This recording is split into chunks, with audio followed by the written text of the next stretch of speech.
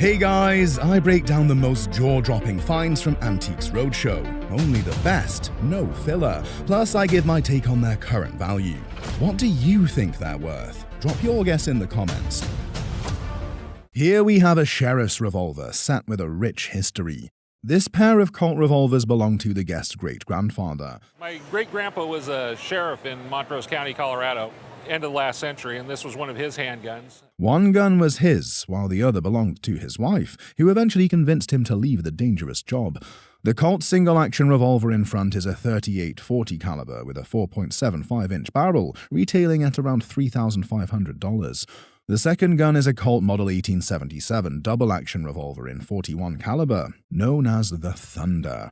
What makes it truly special is its factory engraving by Colt's master engraver, Helfricht. And it's not just engraved, like a lot of them, it's what they call C engraving, which is the best engraving coverage-wise. It goes clear out the end of the barrel, there's lots of fancy designs, and it's got pearl grips. The set also includes a matching Western gun belt and holster, adding to its historical value. The Colt Manufacturing Company was founded in 1855 by Samuel Colt in Hartford, Connecticut, overcoming early financial struggles before revolutionizing firearm production. Colt's innovations, including interchangeable parts and mass production techniques, set the standard for modern firearms. The company faced bankruptcy multiple times, but always bounced back, cementing its place as a legendary firearms manufacturer. This double-action revolver was made in 1889 and retains 97% of its original nickel finish. And together, because of the history and the set, it's $20,000. That's pretty amazing. Here we have a fascinating pair of British double-barrel percussion pistols, known as Howdah pistols. These guns date back to 1846, identified by their silver mounts and hallmarks. The guest inherited them from his father, but their exact origins remain a mystery. His father, a chiropractor for Hollywood movie stars, may have received them as a gift or as payment. Markings on the pistol grip, including a coat of arms and various stamps, suggest they were made in England. However, the name Pedro Salmon engraved on the barrel is puzzling, as no British gunsmith by that name is known. The appraiser believes Pedro Salmon was likely the owner rather than the maker of these pistols.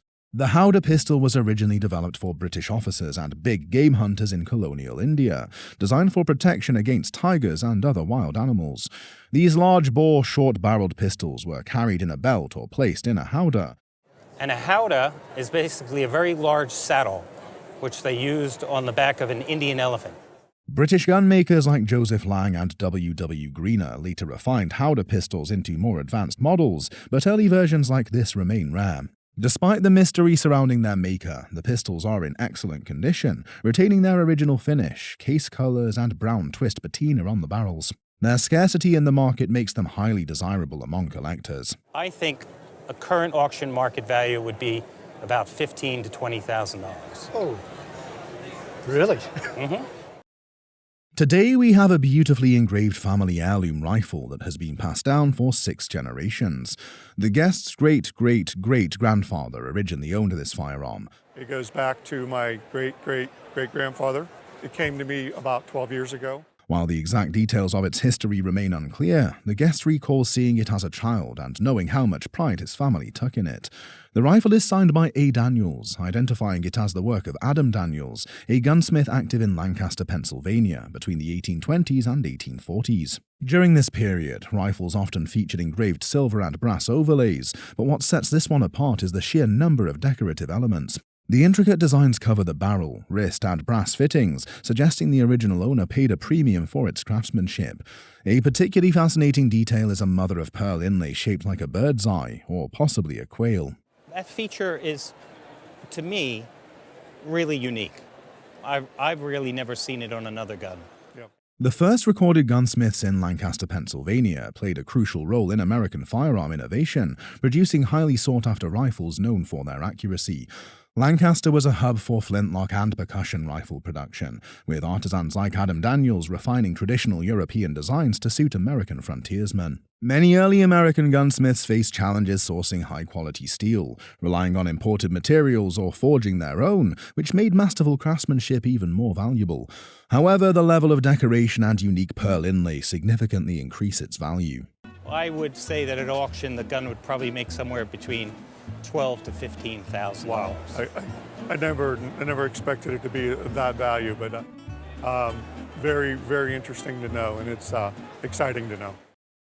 This guy came up with a Colt Model 1849 pocket revolver tied to an incredible family legend. The guest's great-great-grandfather received this gun in 1872 from a Civil War comrade, Fletcher Budd, who allegedly served as a bodyguard for President Lincoln. According to a 1923 letter, Budd even fired at John Wilkes Booth during the assassination, supposedly breaking his leg. The gun itself is cased with all its original accessories and was manufactured in 1862. While the timeline fits, history records only one official bodyguard present that night, John Parker, who left his post, allowing Booth to carry out the assassination. Lincoln's security was loose, as the Secret Service, which later took on presidential protection, wasn't even established until July 1865. The Colt Model 1849 was one of the most popular pocket revolvers of its time, widely used for personal defense and by law enforcement.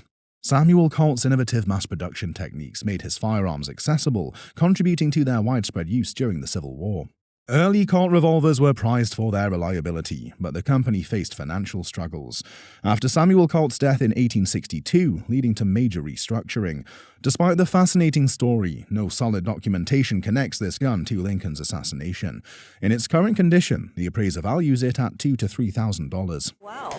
If there was any way that we could truly document the history behind it and support it more, I would guess that it would be about $15,000 to $20,000. Oh, wow. And part of this is that in many cases, family histories become clouded.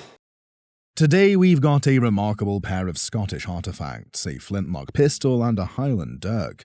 The guest deceased aunt and her husband collected these while travelling the world in 1956. The pistol is an all-metal Scottish flintlock, crafted by Thomas Caddell, a member of a well-known gunsmithing family. It features intricate engraving and a belt clip, typical of early 18th century Scottish firearms. The second item, a Scottish dirk, dates to the 19th century and was once a ceremonial weapon of the Scottish Highland regiments. Belonging to the 79th Highlanders, it features gilt bronze mounts, a basket-weave carved handle, and the names represent different battles that the Highland Regiment was in. And these all actually are basically Napoleonic period, from Waterloo through Egypt. The Caddell family, spanning multiple generations, was famous for producing high-quality firearms, with their work now highly sought after by collectors. The 79th Highlanders, also known as the Cameron Highlanders, were a legendary regiment that fought in major battles, including Waterloo and the Egyptian campaigns. The dirk's top is inset with citrine, a gemstone historically associated with Scotland, and often used to decorate Highland weaponry and jewellery. Adding to the set is the top portion of a sporran, the iconic purse worn over a kilt, also marked for the 79th Highlanders. So total you have here really something like $8,000 to $11,000 at auction. Wow, A great that's Scottish amazing. group of items. I'm glad you brought them in. Yeah, I'm glad I did too. This guy came up with a powerful piece of history, an 1850 Colt second model Dragoon revolver. Originally owned by the guest's great-grandfather, this gun has been passed down for generations. The guest even fired it as a child, but the sheer power of the .44 caliber revolver knocked him off his feet.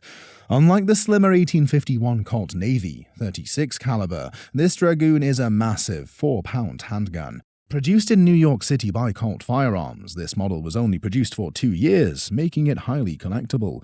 The serial number 8027 confirms it was made in 1850, the very first production year of this model. More importantly, this revolver is a military-issued firearm, as indicated by the US stamp on the frame, and But the main thing that lets us know it's a military gun is on the grip. I love the burn mark. Right above the burn mark, we have an oval cartouche. And that's where the gun was stamped by the military inspector saying this gun is a good enough quality. the Colt Dragoon series was developed to replace the Colt Walker, which had durability issues and often exploded when fired due to its oversized powder charge. Samuel Colt, the founder of Colt's patent firearms manufacturing company, revolutionized revolver production with interchangeable parts, making repairs and manufacturing more efficient. The company's first factory was established in Hartford, Connecticut, becoming a hub for firearm innovation and mass production. Unlike many antique guns that collectors modify, this revolver remains completely original, untouched for over 160 years. Visible burn marks on the grip hint at its long service life as a battle-worn tool of war. In today's world, this gun would retail for about $8,000. Okay, sounds good. It's more than what I thought. Today we have a fascinating pair of Southern-made derringer-style pistols. These percussion-cap, muzzle-loading guns were stored in the guest's father's gun safe for as long as he can remember. While commonly referred to as derringers, they are actually derringer knockoffs, imitations of the famous Philadelphia-made derringers. The original derringer pistols were small, simple, and highly functional, which made them incredibly popular. What makes this pair special is their southern origin, as indicated by the Schneider & Co. Memphis, Tennessee marking on the barrel. However, it's believed these were actually manufactured in Nashville by a company owned by Frank Bitterlich. Bitterlich, the likely maker, was known for producing high-quality southern firearms, a rarity due to the industrial limitations in the South before the Civil War. Unlike mass-produced northern weapons, southern firearms were often handcrafted in smaller workshops, making them highly collectible today. The pistols feature distinctive flat grips, spur triggers, and numbered barrels. Not only are they a pair, they're actually numbered. Right. We have the number 1 on the one closer to you and the number 2 on this one. They remain in excellent condition, fully functional with no broken springs or significant damage. Their southern origin and rarity raise their value significantly. It's a gun that's probably worth, as a single, $4,000 or so. Wow. Because you have a pair, it makes it more desirable to a collector. As a pair, they're a pair that would retail for about $10,000. No kidding. Rounding out our list is an unexpected find, a Japanese wall gun with a mysterious past. The guest brought this mid-19th century firearm at an antique shop for $3,000, originally looking for a Kentucky rifle to display. The shopkeeper also provided a photograph of a man named Klondike Scotty holding the same gun. We don't know anything about him, but the gun was used as a photo prop. At first glance, it appeared to be a Western-style firearm. Well, they're Japanese. Really? And it was from the form of the lock of the gun. I would date it to the mid-19th century. This firearm is actually a Japanese wall gun, historically used by shoguns to defend castles from attacking samurai forces. Japanese wall guns, known as ozutsu, were oversized matchlock weapons designed for long-range defense. During Japan's feudal era, castles relied on powerful firearms like these to hold off cavalry and infantry charges. The introduction of firearms into Japan in the 16th century dramatically changed the country's military tactics, leading to their widespread use in castle defense. Despite its unusual journey from Japan to Rapid City, the gun retained strong historical value. If I had this at auction today, I would put a value of about $3,000 to $5,000. But I could see a retailer asking a little more than $6,000 for it. Okay. Up next, we have a fascinating Winchester Model 1894 rifle with a mysterious Buffalo Bill connection. The guest purchased this gun at an estate auction for $900, intrigued by a medallion reading Buffalo Bill's Wild West. The rifle itself was manufactured in 1896, placing it in the same era as Buffalo Bill's legendary Wild West show. However, the appraiser suspects the plaque was added later, possibly in the 1930s or 1950s. The real standout feature? This is a factory-customized rifle, a rare find in the Winchester market. It boasts a half-round, half-octagonal barrel and a half-button magazine. So somebody went to the factory and said, this is the specifications to which I want my rifle made. And in particular, this person was probably concerned about weight. Winchester's Model 1894 was one of the most successful lever-action rifles, with over 7.5 million produced since its launch. Buffalo Bill's Wild West show toured worldwide, shaping how people viewed the American frontier. Firearms linked to it are highly sought after by collectors. Custom-ordered Winchesters often carried unique specifications, making them scarce and valuable among antique firearm enthusiasts. Because this gun was made before 1899, it qualifies as an antique, meaning it's exempt from federal firearm regulations. Well, I think at auction it would bring a minimum of around $2,000 to $3,000. Ah. When did you buy it again? It's been about 2.5 years. A stunning gilt bronze figure of Wen Shu, the Bodhisattva of Insight, was discovered at a garage sale 20 years ago. Despite its wear, including a missing arm and faded gilding, the piece captivated with its elegant drapery and detailed ribbon work. The compassionate, slightly downturned face further highlighted its artistic beauty. This bodhisattva's slender waist and deep, fine robes reflect early Ming Dynasty craftsmanship from the early 15th century. Purchased for $75 to $100 at a busy garage sale, the figure was seen as a modest investment by the guest.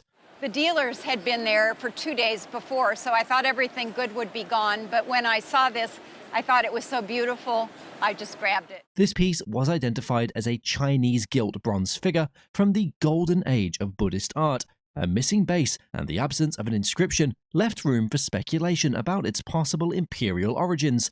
In the current market, its value is estimated conservatively between a very conservative retail price would be $100,000 to $125,000. Really? Are you really serious? Oh my goodness. Book and Paper Show a few years ago, a lucky $50 raffle prize led to an unexpected discovery. The winner chose a striking photograph reminiscent of a prized bull that had once adorned his father's desk. Initially bought for $50, the larger photo was later accompanied by a $100 smaller one and 2 more purchased online. These images are by John Stryker, renowned for his rodeo photography in Fort Worth after studying penmanship. He was an extremely interesting man. He was born in Rockford, Illinois. Believe it or not, he studied penmanship.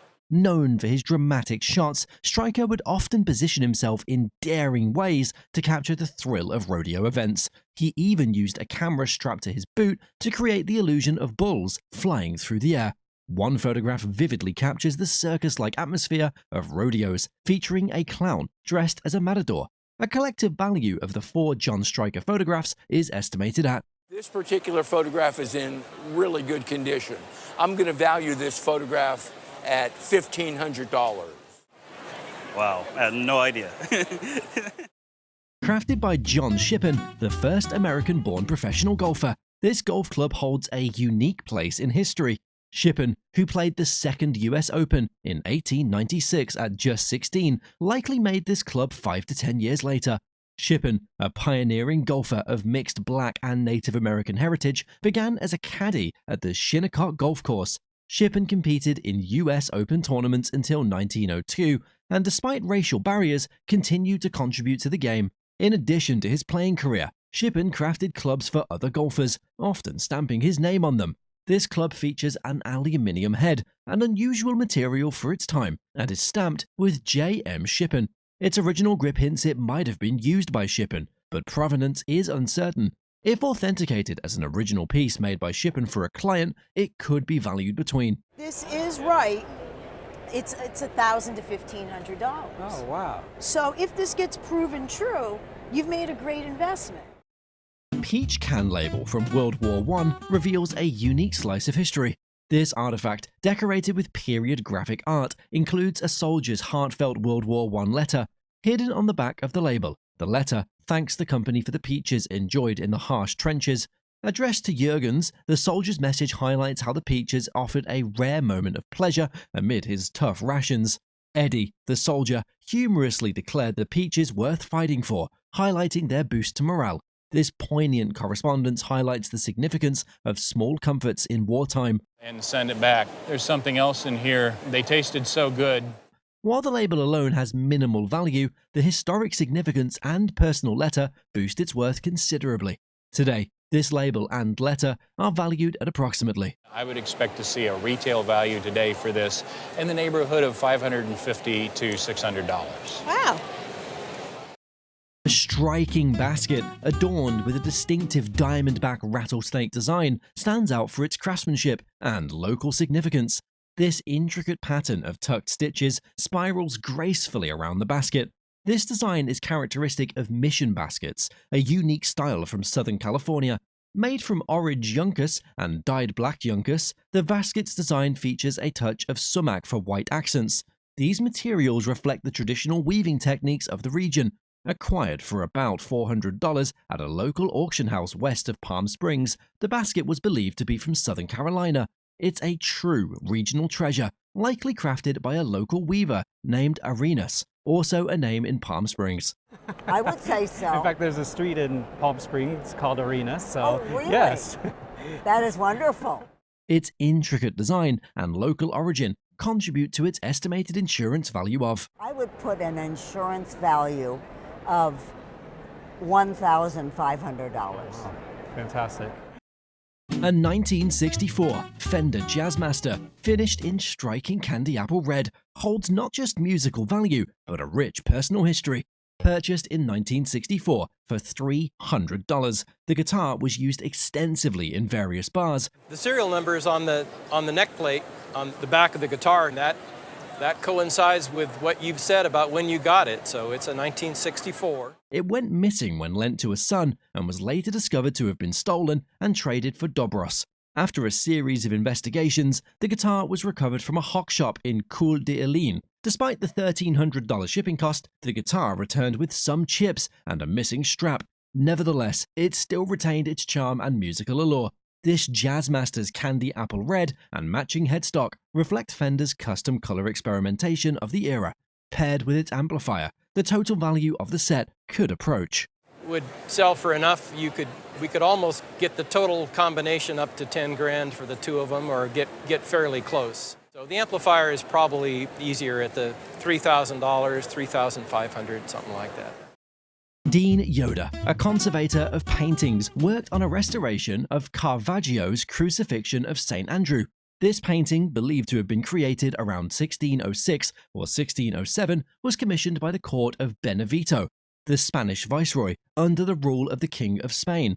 It depicted the moment when St. Andrew was ordered to be crucified by Aegeus, a proconsul, after converting Aegeus's wife to Christianity. Miraculously, after a few days on the cross, the crowds demanded Andrew's release. Although Aegeus agreed, St. Andrew wished to be martyred. With divine intervention, everyone was frozen in place, allowing him to die on the cross.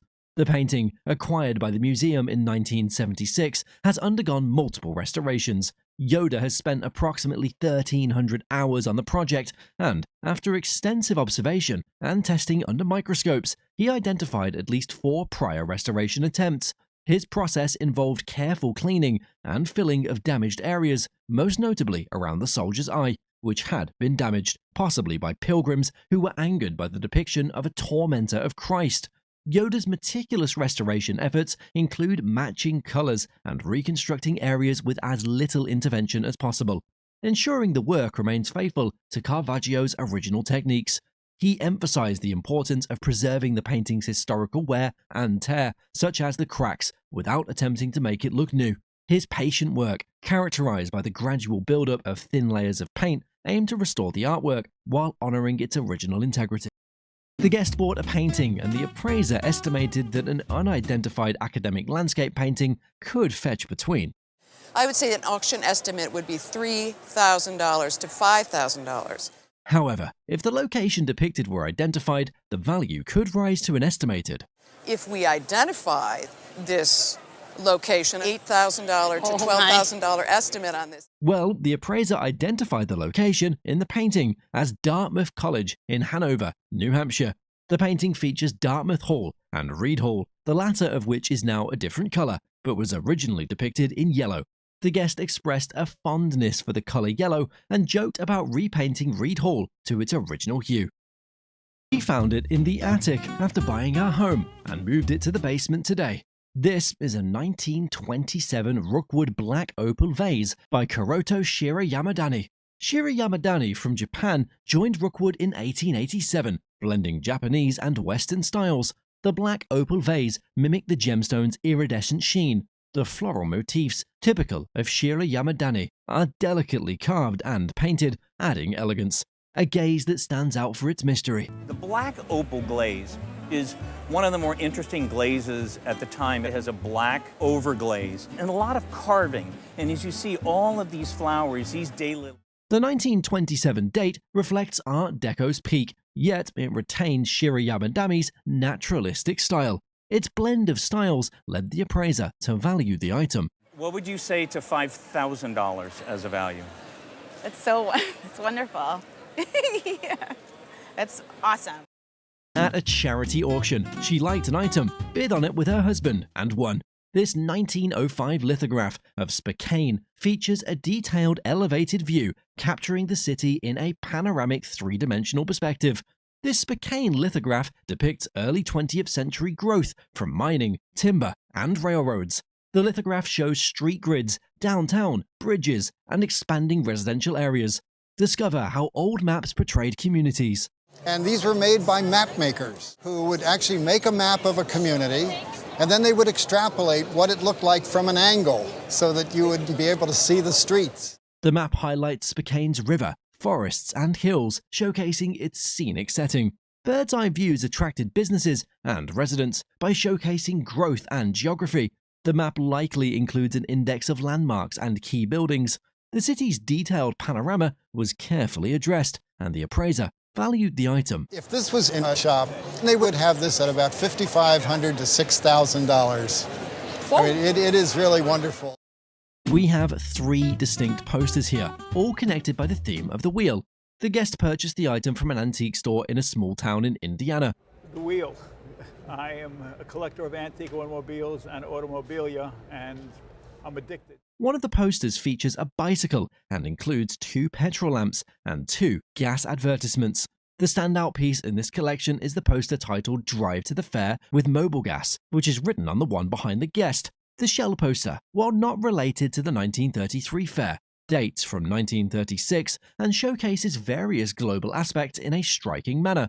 Furthermore, the next poster, titled Drive to the Fair with Mobile Gas, was widely printed and distributed across mobile stations nationwide. So intuitively, we have to understand that as a poster, as advertising, they didn't just make one. To make one poster, you can't advertise to a lot of people.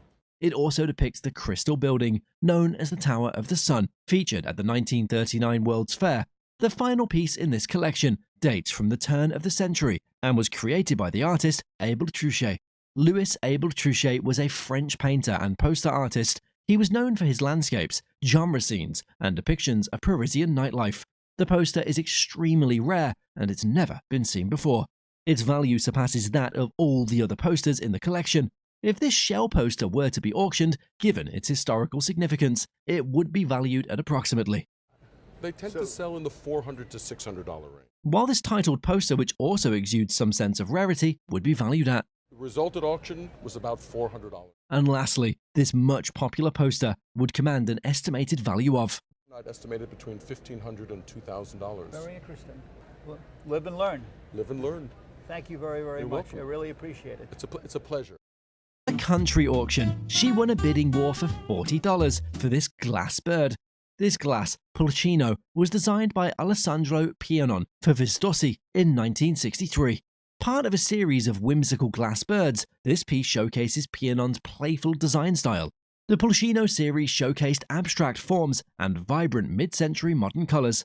The sleek elegance of the bird's details. You have this beautiful blown glass and these copper legs and these wonderful eyes, those little Marini eyes where you see the different colors in it. The bird has a sleek shape with an elongated neck, rounded belly, and curved tail.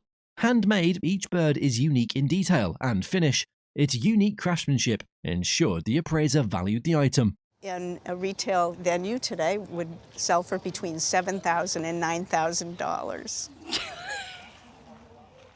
You are kidding. I'm not. Oh my goodness. This item is from the Irian Jaya collection, showcasing Papua's indigenous cultures. These items include ceremonial dress pieces, worn as necklaces, and a ritualistic knife used for amputations. To mourn a loss, a woman may amputate up to 3 fingers. The headpiece showcases tribal artistry with bones, feathers, shells, and fur. Discover the origins of New Guinea's primary artifacts. The primary material from New Guinea in the Metropolitan Museum. And now that's material that came out literally 10 or 15 years before you gathered this. These penis sheaths, or koteka, were targeted by Irian Jaya's Operation Koteka in 1970 to 1971. The pieces reflect the indigenous people's skill and environmental connection. The intricate details reveal a rich cultural heritage, which the appraiser valued. In the $2,500 to $3,500 range for the entire collection. Very nice. Christian Dior was celebrated as one of Paris's most renowned couturiers. Established in 1947, this iconic brand has created about 22 high-quality collections, by 1957, which springs them to being one of the most popular brands of the time. Christian Ernest Dior, a French fashion designer, founded one of the world's most premier fashion houses, Christian Dior SE. Among the treasures brought in by the guest is a prime example from autumn 1954, part of the exquisite bronze green collection. This stunning piece was gifted to the guest by a friend who uncovered it in Seattle. The historic dress sculpture features a crinoline crafted from horsehair. Adding to its allure, the dress exudes a fanciful, luxurious, and intriguingly seductive charm. A distinguishing detail is its label, which reveals it was custom-made for a discerning client.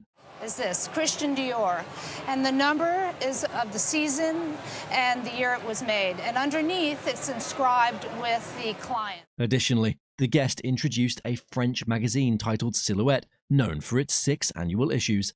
Published in 1964, this magazine includes a diagram of the dress, marking it as a significant artifact from that period. Make sure it's never in light. Make sure it's not dry cleaned too much. I've had it hanging in a cotton bag. That's good. Given the magazine's pristine condition, historical relevance, and untouched state, it would command a substantial value if auctioned. $1,500 to $2,000. Wonderful. Thank you so much. You're welcome. A lover of early editions of Monopoly games is on the show with this board game collection he purchased at an antique show. The board games have sophisticated graphics and are colourful. Moreover, the publishers of these board games targeted the parents of the children who would play these games. These board games were produced by McLaughlin Brothers, Inc., who lavishly produced illustrated children's books, board games, and a plethora of card games.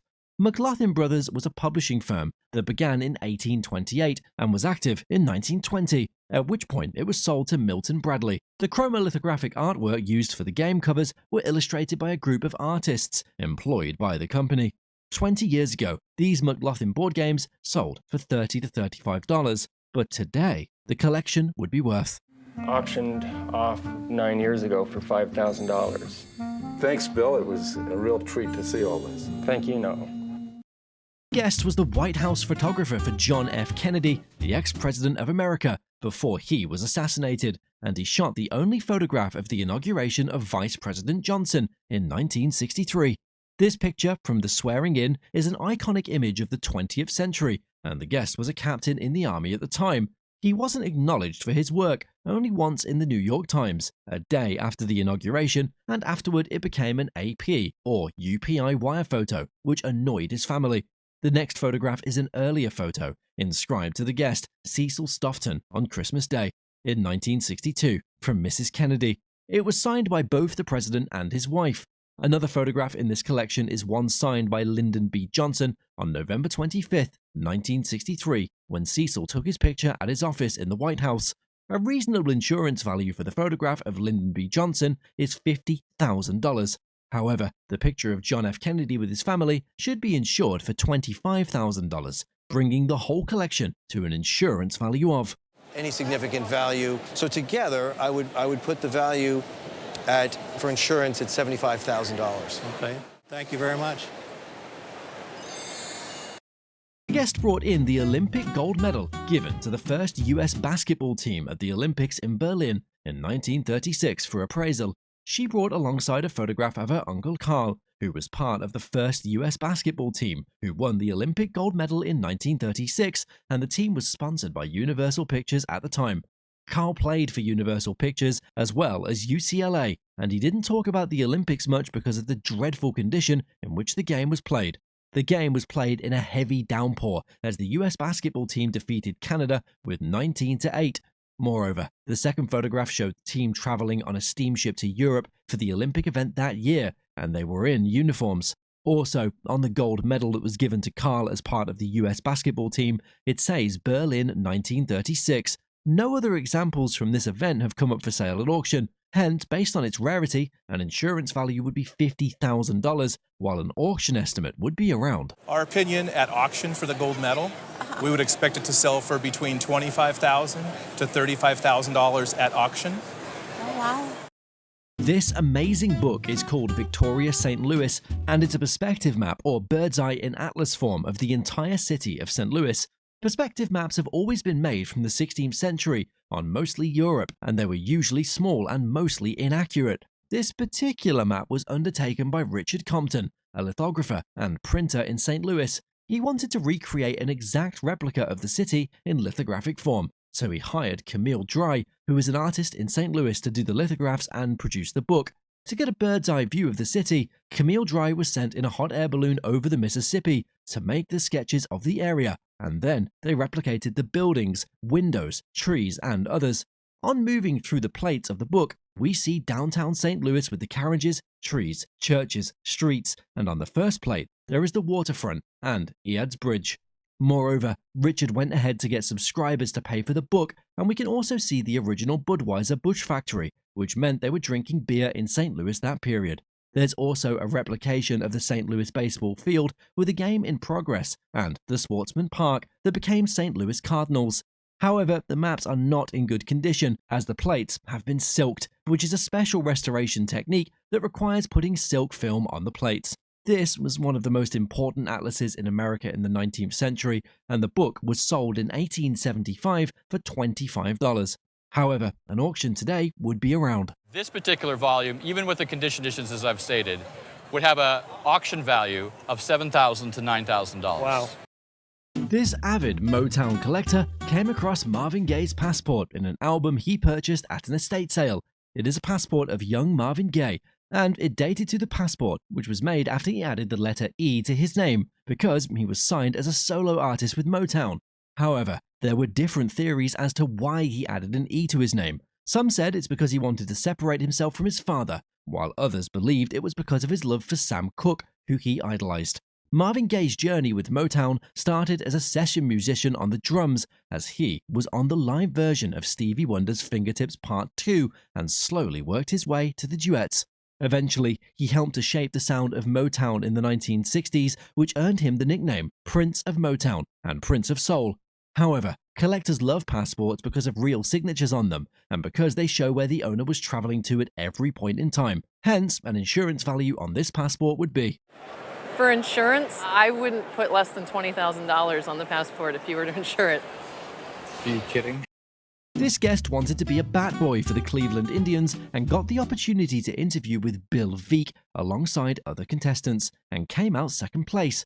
Here is his bat boy uniform, which he wore to all the games of the Cleveland Indians in the 1948 World Series Championship. It was in 1948 that the Cleveland Indians won the second World Series, which happened to be their last. Moreover, the uniform is made of wool and is in pristine condition. As a bat boy, the players treated him well, and one of them was Satchel Paige, who was recruited by Bill Veeck from the Negro Leagues in 1948. Satchel Paige became the oldest rookie at 42 years old, as he was instrumental in helping the Cleveland Indians win the World Series. This uniform is hard to quantify, as no Bat Boy Series 1 jerseys have come up for auction. However, given that other professional players have been valued before, a reasonable auction estimate for this uniform would be. Given that, I think a value at auction, I think $2,000 to $3,000. All right. This item was purchased by the guest's father in Aspen, Colorado in 2001, and it is without a receipt, so the name and maker are unknown. It's a fantastic Art Deco furniture, and Art Deco is a very important component of American 20th century design that is popular among younger collectors. In the early 1900s, the French, German, and Europeans started doing modern, but America came into modern late in the 1920s and early 1930s through Art Deco. This item is an Art Deco modern mirrored bar, and it glitters under the sun. It was built in America and probably made in the mid-20th century, probably in the 1940s. This piece, bought for $3,000 in 2001, would be valued at an auction today for. At auction today, Yes. this piece would probably bring $2,500 to $4,500. Okay, cool. A painting made by Edouard Cortez that belonged to the guest's grandparents is brought in for appraisal. Edouard Cortez was born in 1882 to a family of well-known artists. He was known for his Parisian street scenes before he died in 1969. He was also known as the Parisian poet of painting because of his diverse Paris cityscapes in a variety of weather and night settings. Due to many fakes, the only way to determine if this painting is original is to check for a little pinhole that the artist usually stuck in the canvas to determine the perspective in the painting and drawing. A little pinprick is found on the painting, which authenticates it as an Edouard Cortez work.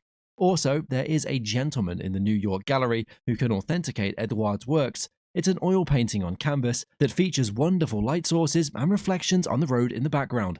Edouard worked on canvas of various sizes, and this one is 18 by 22 inches, and at auction, it would be worth. For an 18 by 22 inch canvas, at auction, that should be worth $30,000 to $50,000.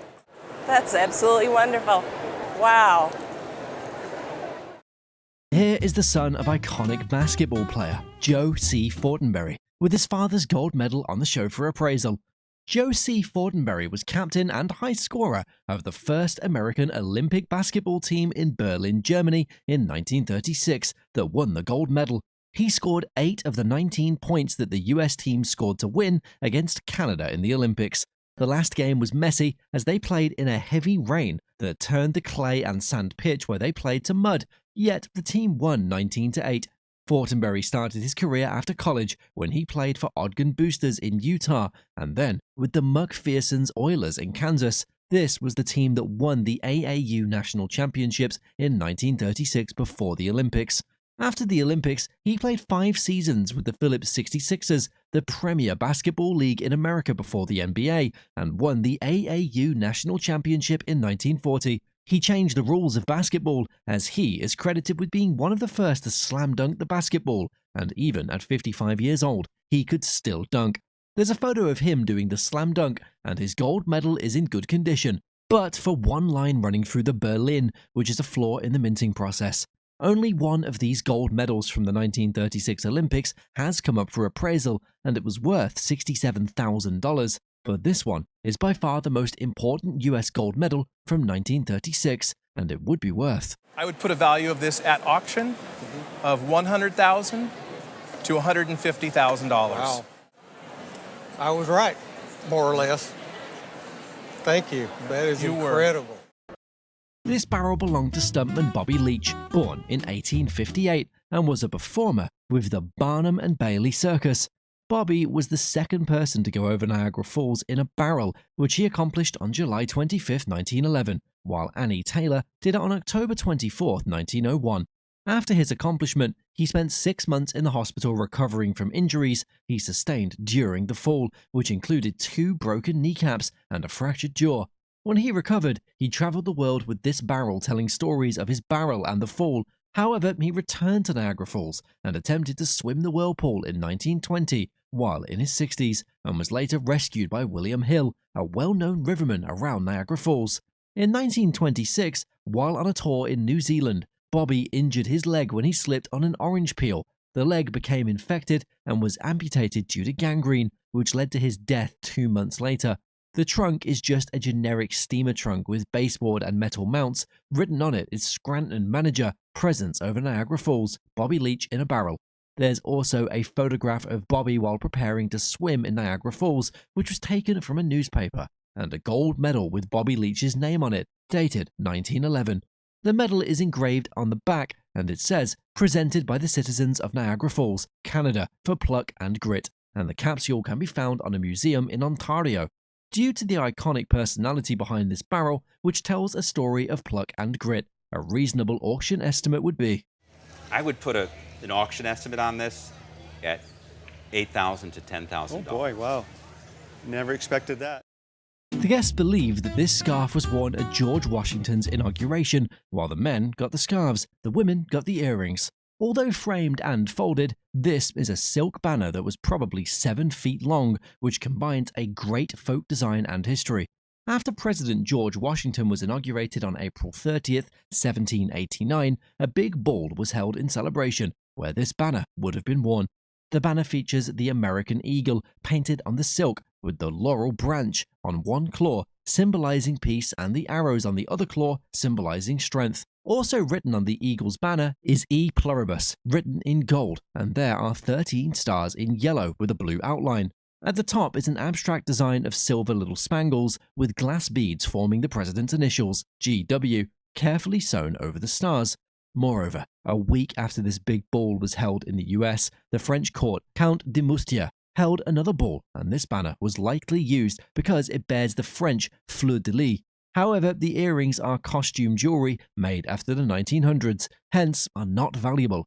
For the banner, an auction estimate would be $3,000 to $6,000, and in the right auction settings, it could be valued as high as would be $3,000 to $6,000, and this is the kind of object that in the right situation could bring $10,000, $15,000. I'm excited, really, Lee. I just love it.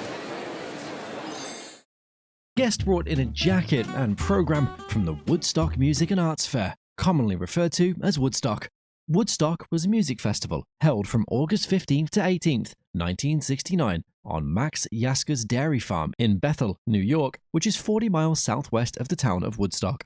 It was also known as the Woodstock Rock Festival and was one of the largest music festivals in the 1960s. This guest was one of the guests of the management invited from the Institute of American Indian Arts in Santa Fe. The jacket carries the original logo that was on the poster, designed by a man named Arnold Skolnick, and was also in red and green colors. Hence, at an auction, this jacket would sell for about $2,000 to $3,000. However, the program was never distributed, so it's rare. But the value depends on the condition. Therefore, this one in its fair condition would sell for. So in the condition that you have here, I would expect this one to sell anywhere in the $500 to $600 range at auction. Yeah, and I remember most of it. The guest brought a collection of artifacts related to his uncle, who was a Navy deep-sea diver. He was part of a team involved in the rescue of the submarine USS Squalus. The Squalus suffered a catastrophic accident during its shakedown cruise in 1939.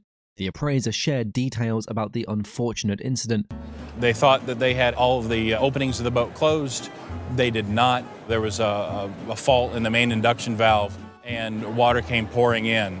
Instead of a controlled descent, it was an uncontrolled descent with the boat filling with water. The rescue of 33 crew members, led by Officer Swede Mumson, was a groundbreaking operation in submarine warfare history. The guest's uncle received the Navy Cross, the second highest honor in the Navy, for his role in this operation. The guest also shared carvings made by Uncle Frank during his time on the ship. Other items in the collection included a Navy Good Conduct Medal, a photo album of the salvage operation, and a citation from President Roosevelt. The items held significant value due to their rarity and historical context. Considering the provenance, the monetary value determined for the collection was. As a complete group, a retail price today would be between $6,000 and $7,000. Wow. These are two impressive porcelain pieces which were acquired by the guest at an auction held on January 11th, 1981. The event was an estate sale from the daughter of a gentleman named J.C. Rogers, who was one of the early founders of Wamego, Kansas, where I grew up. The guest preserved the auction catalogue, which is particularly fascinating since it identifies both pieces. Interestingly, these porcelain items are the kind of highly ornate and impressive collectibles coveted by enthusiasts in the United States. The first piece is a stunningly hand-painted and gilded box. A mark on the bottom reveals it was made by the Sèvres Company, a renowned French manufacturer. Additionally, another mark indicates it was crafted in the 18th century. The second piece features a different label on its base, detailing the maker, the time period, and the place of origin. It also has a faint gold mark, suggesting it was produced by the Ludwigsburg Company between the 1750s and 1820s. Regrettably, these porcelain pieces are not authentic, and they were likely produced in Europe, possibly Germany or Austria. With very high quality skill in imitation of things that have been made before and put fake marks on them. Nonetheless, should this intricately detailed box come to auction, it would be valued at approximately. Would probably retail somewhere between $1,000 and $1,250 now. Furthermore, given its exceptional decorative appeal and quality, the second piece would be estimated at. Probably retail easily for between $1,500 and $2,500. Thank you very much. Okay, thanks for coming in. This Apollo 1 treasure isn't just for show. It holds a rich history and value that's sure to grow. The guest talked about the Apollo 1 fire that happened on January 27, 1967, which killed astronauts Ed White and Virgil Grimson. They explained that they worked long hours during the space race and were often unable to keep up with the paperwork. The guest shared that the astronauts were aware of the risks, but did not speak up for fear of losing their place in the program. They received a special photo from their boss showing them with the astronauts, which meant a lot to them after the tragedy. The guest felt so sad that after the fire, they started collecting autographs from their astronaut friends. The appraiser noted that the photo of Neil Armstrong is valuable because it was signed in person. The guest shared that Neil Armstrong signed it before being assigned to a spacecraft, making it extra special. The appraiser estimated the value of the signed photos. You know, I think in that suitcase you brought today, there's over $100,000 worth of stuff. Okay. Thank you. The guest was surprised. Okay. I had no idea. Tell you the truth, someone told me this was worth $100. It's more than just a decorative object, it's a whimsical carved folk art piece from around 1890, rich in detail and history. The guest explained that they found the piece at an antique show in San Francisco and were instantly drawn to it, even though they don't usually collect folk art. After negotiating with the dealer, they bought it, and the appraiser described the object as whimsical, featuring carved flowers, vines, and even a small dog that caught the guest's attention. It likely dates back to around 1890, though its exact origin in the US is unknown. The guest recalled the dealer saying it was once owned by designer Tony Duquette, who used it as a hanging decoration. The guest paid for it around 15 to 18 years ago. The appraiser admired its detailed design, noting that it looks almost like marble or ivory, but it's actually painted wood. While examining the item, the appraiser said, I think we're up to the $5,000 to $7,000 range would be a good auction estimate on this piece. Pretty good for liking a decorative object. Yeah. A guest brought in the preserved top of a wedding cake. The wedding took place in Baltimore, Maryland, on July 5th, 1888. The guest explained that the cake topper had been purchased by her parents at an estate sale in 1949. After researching, the guest discovered the bride's married name. However, the bride divorced her husband in the 1890s, making it challenging to trace the history. The cake topper appeared to be made of real lace, while the hardened part resembled stale bread. The appraiser explained that collecting wedding cakes is a recognized niche stemming from Victorian and English traditions. The cake exhibited intricate sugar artistry and well-preserved details. The item had some minor crumbling, but such imperfections were acceptable among collectors. The appraiser mentioned that collectible cakes from high-profile weddings, such as those of celebrities, were worth more. However, the guest's cake did not have such a history, but despite this, the appraised value was. Auction value today, $500 to $800. Oh, that much. That's good to me. This Tiffany cigarette holder is not just an old item, it's a hidden treasure worth up to $1,500. The guest bought in a Tiffany cigarette holder that had been tucked away in a drawer for 50 years. They shared that they'd purchased several items at an auction, and this holder was found at the bottom of a box lot, which they hadn't thought much about until now. The appraiser examined the piece and revealed. And today, if we were selling it at auction, it would be $1,000 to $1,500. Oh my gosh. This news left the guest in disbelief, as they had initially thought it might only be worth around $100. The appraiser explained that there is still a strong interest in Tiffany items, which contributes to their value. The guest was visibly astonished, struggling to find the words to express their surprise. This unexpected valuation transformed their perception of the holder from a forgotten item into a valuable treasure. This carved figure is not just a decoration, it's a rare 18th century piece with a rich history. The guest said they got the item from their great aunt. I got this from my great aunt, and I've heard two stories. One story claimed it was a gift from the artist, who had a larger piece in a European museum. The other said it was their great-grandfather, Fenley Hunter, who bought it at an auction around 1920. The guest believed the second story because there was a note on the bottom that looked like it said Fen, 1921. The appraiser looked at the piece and said the first story was unlikely since it dated to the early to mid-18th century. He explained that it was made of a soft stone called steatite or soapstone. The carving was detailed and showed great skill, typical of that time. The figure held a peach, which symbolized success and prosperity. The appraiser estimated its value. The value of this actually is about $4,000 to $6,000. Wow, that's fantastic. Really very nice. Congratulations. This Marklin train is more than just a childhood toy. It's a remarkable piece of history, worth thousands. The guest shared that the train belonged to their great-uncle. This train is from my great-uncle. It was his as a child, He was born in 1885, so I'm not sure how old he was when he got it, but it was given to him as a child and it was passed to my mother and then to me. The appraiser confirmed that it was made in Germany by the famous toy maker Märklin, known for their high-quality trains. This particular model was a Gauge 1 passenger set from the golden era of toy trains. The appraiser admired the train's original condition, noting the detailed painting and strong clockwork motor that powered it. He explained that the train was made of hand-enameled tin and had durable cast metal wheels. The original track was also included, which was designed to keep the train on the curves. The appraiser estimated the train's value at auction. I would say at auction this train could conservatively be estimated at $2,000 to $3,000. Wow. The appraiser expressed excitement about seeing such a fine Märklin piece. A unique Wakefield Rattan furniture set from before 1897, valued for its original color and intricate design. The guest explained that the furniture was made by the Wakefield Rattan Company in Boston, Massachusetts, before 1897. They had bought the set consisting of 3 pieces and discovered original labels under the chairs while cleaning. I purchased it from a friend of mine a few months back, and I gave her $300 for the 3 pieces. Although there was some damage, the guest decided to hold off on repairs until after visiting the show. The appraiser confirmed that pieces were from the 1870s or 1880s, made before the Wakefield and Hayward companies merged. Despite the damage, the appraiser noted the furniture's exceptional original color, which is rare, as most pieces like this have been refurnished. The detailed decorative work on the table and chairs was also praised.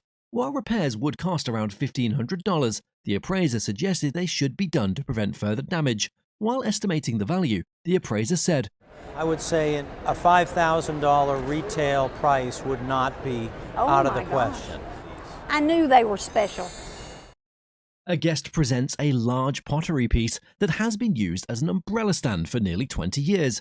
The guest's wife bought the pot from a lady in town. Despite not liking its green color, they kept it tucked away. The appraiser scrapes off the green exterior, revealing a beautiful robin egg blue underneath, a hallmark of Van Briggle pottery. Upon examining the base, the appraiser identifies the piece as an early Van Briggle pot, dated 1906 and marked with the AA symbol. This particular piece, shape number 497, is an extraordinary example from Van Briggle's early period before his death in 1904. Though the master himself passed away, his wife, Anne, continued with the company until 1912, adding to the pot's historical significance. The appraiser notes that it's the largest dated Van Briggle piece they've ever seen, making it a rare and valuable find. Most Van Briggle pieces are worth very little, but this one is exceptional. The appraisal concludes with the revelation that the pot is worth a stunning $10,000. This is a monster. It's a very rare form. It's early enough, and so I was like really tickled to see it. Believe it or not, it's a $10,000 pot. Really? So, Oh, yeah. that's wonderful. Far exceeding the guests' expectations. Not just a banjo, this piece carries a family legacy and untouched craftsmanship. The appraiser said it's rare to find a banjo in such good condition. It still has the original varnish from when it was made. The guest's great-great-uncle made it and gave it to their grandfather in 1920. The appraiser imagined how nice it would have been to hear them play together. The banjo still has a few strings left, and the appraiser didn't tune them too lightly. They explained it's a fretless banjo, which lets players slide between notes. This is called a fretless banjo. You know, there's all these notes in between where your fingers are supposed to be that are called bad notes. The guest joked that their grandfather would love to play with the appraiser, who agreed.